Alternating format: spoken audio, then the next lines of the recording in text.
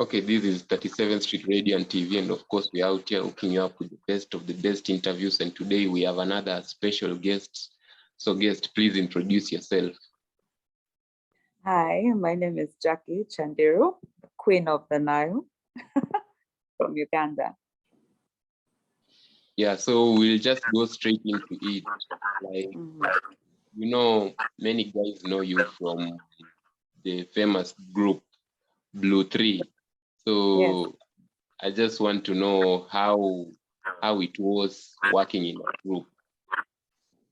It was amazing, especially given the fact that it almost later on, as we progressed, it was almost like the judges knew talent-wise, we were able to match each other. So it was very amazing working together, helping each other where it was necessary.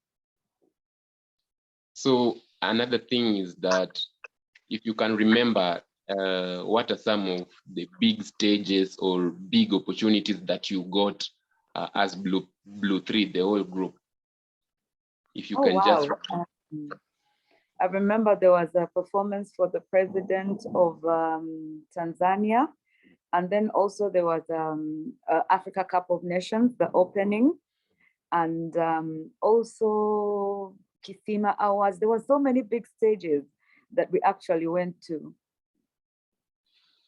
You moved to pursue a solo career, and many people, when they are from a group, they're usually now afraid to work alone because you are in a group, this one handles this, but now you are alone. So many people are usually afraid to take on a solo career, but you also took on a solo career. So I just want to know what really gave you the courage to just decide that you are going solo, and you did it. I actually didn't make the decision by myself, but it just got to a point where we all had to take that direction. And you don't just bow out of music just like that when you've had something this good going. So also the fact that I've always wanted to push on, and it also, much as it was a challenge, challenges are part of life. They're the things that make us grow, that make us think different, that basically sharpen our way of reasoning. So I was very scared of it in the start, but later on, I realized that perhaps it did happen for the good of us growing up. Still talking about the transition, I just want you to talk about how the transition was. Like, did some of the stakeholders in the industry look at you and say, now where is this one going? Like how was it at that time? It was hard, of course, because we started as very young girls, and the industry, you always find an industry at a certain level. So we started out that way. The good thing is, the only thing that helped us was that we had the guidance of Steve Jean. We had the guidance of somebody who had been in the music industry for quite some time. So he kind of eased it up on us, although I will not lie to you, once in a while we did break down. And we did feel like, this is not taking us anywhere. We don't deserve this. We don't need to be thrown into something like this. One of your biggest hits is Gold Digger. I just want to talk about that song. So, like, did you sit down and say, today now I want to write a very big hit? Was it just a normal day like any other day, and the song became a success? Just how did it happen? Yes, it was a normal day. I honestly did not expect the massive airplay that specific song got. There's always the songs that you expect, this is going to be big, but it ends up like it's mediocre. So that one I completely did not expect. And it was written by the late, he's called Success. He passed on. It's called Success, and the late Radio as well was at studio. So he did throw in some lines. Washington was there. I wrote part of it. So it was a combination of, it was a mashup of something that just turned out to become an anthem for women. So I did not expect success at all. Again, so if you just look back at your career and look at the songs that you have released all over the years. I want you to talk about a song that really changed your life, maybe in terms of you got deals, you got endorsements, you got to travel. Was it the Gold Digger, or was it maybe another song you can tell us?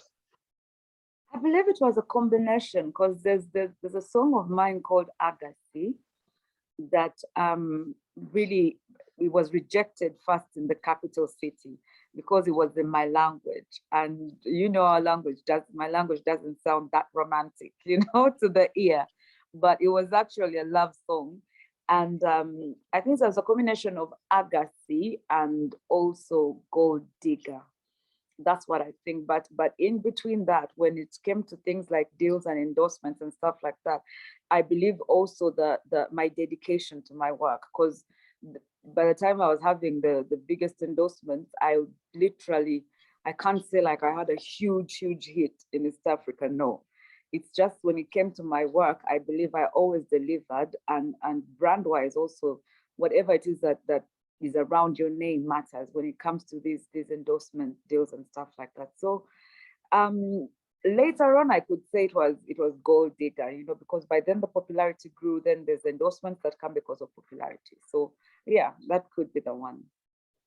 I think it was in 2014 that you are also part of the Coke Studio Africa, and this is usually an opportunity that the biggest of the biggest artists in their country come and work on one project. So I just want to know, how was it like? How did they contact you? Like, how did you feel at that time? First and foremost, I'm literally a direct product of Coca-Cola. So getting to contact me, so getting in touch with me would never be a problem for them. That is number one. But the call came through, my manager called me actually. They didn't contact me directly.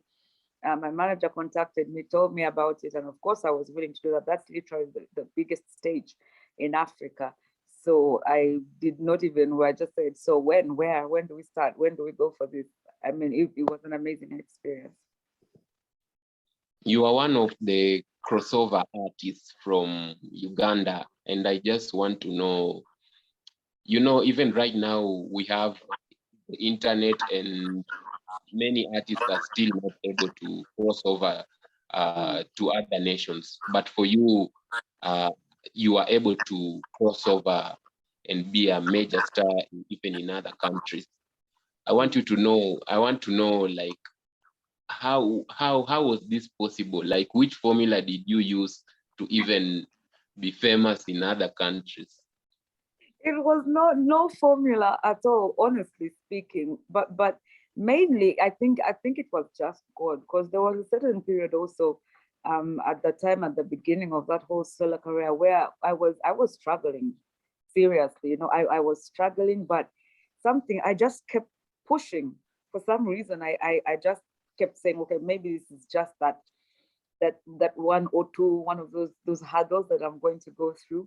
So I did keep pushing, and even the crossing over it came as a complete surprise to me, because there's nothing harder than producing something that is going to appeal even to people in a different country that don't know what exactly you're singing about.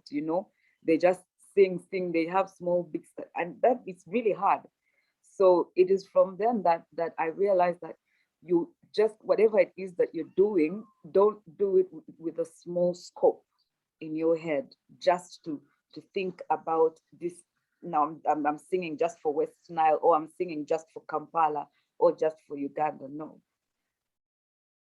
You also have very good relationships with a couple of Kenyan artists. So I just want to know, like, how did the friendship come about and the closeness come about? That's basically out of the respect that we have for each other in terms of work, mainly. Because when you put out good work, you definitely have respect from other artists. And also the 1-2 times that we got to meet, we just clicked, and we understand, we think about music in the same way, we flow, we vibe together. So that's just about it, I think. You have worked with Arrowboy just recently, a couple of, let's say, is it last year or the other year? Last So year.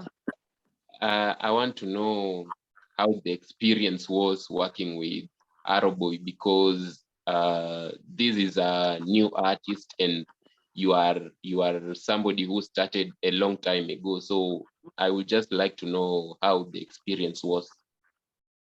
It was completely amazing, and it was very easy, by the way. It was me half of the time who was asking, so is this okay? Is this okay? Is that okay? Because sometimes you don't, having that reputation that you've been there for a while, you don't want to impose something on somebody new. You want them also to have their identity when it comes to a product that you're doing together. So it was a very easy experience, and the fact that he's talented, it was smooth all the way. We completed the song in like 2.5 hours, 3 hours. We were done with the complete song. So it was now just left for the producer to do the mixing and the mastering, and it was a done deal. It was one of my easiest studio sessions, I think. You have now worked with Arrowboy, and now you are releasing the song. Like, were you nervous? How was it after the release? Did you receive positive reviews, or was it negative? Just talk about it. No, the response was very positive. Of course, I was a bit worried, but there's that usual nervousness that you get when you're putting out something. People are gonna like it, people are not gonna like it. But at the back of my mind, I was very confident with that song, because I was very confident of the singer. Arabo is a person that I trust musically. So, and I know he always puts out something good, and none of us can accept anything that is half baked to come out that has an attachment to our name, to either name of us. So I was confident of the product that we were putting out. The nervousness is always there when you're unveiling something new. Of course, when you hoping this is the people are gonna like this. But minus that, I was very confident of the product, so I knew it was definitely going to be something good, and the response from the public was amazing. You can talk about, as we are finishing up, you can talk about maybe your future projects. Do you have a major collaboration coming, maybe an album? You can talk about that. Maybe if you have a major show, you can also talk about that. Yes, I am working on an album, and I have quite a number of collaborations, but mainly with Ugandan artists right now. And yeah, my concert, there's actually two concerts that I'm not going to talk about one of the concerts, but the second one is my solo concert that should be happening next year, till mid next year or towards the end of next year. So that's when I will perform literally everything that I ever got into studio to do, and put out there. That's when I'll do that. For artists who are starting out right now, of course, we have the internet, but you being here when there was no internet, and right now there is internet, you can just maybe give them advice on what to do or maybe what not to do in the industry. First and foremost, you have got to be very careful the people that you associate with, even in the business itself. Maybe it's just something that I do because I'm very guarded. Not everybody that is in the industry or that you work with wants to see you succeed.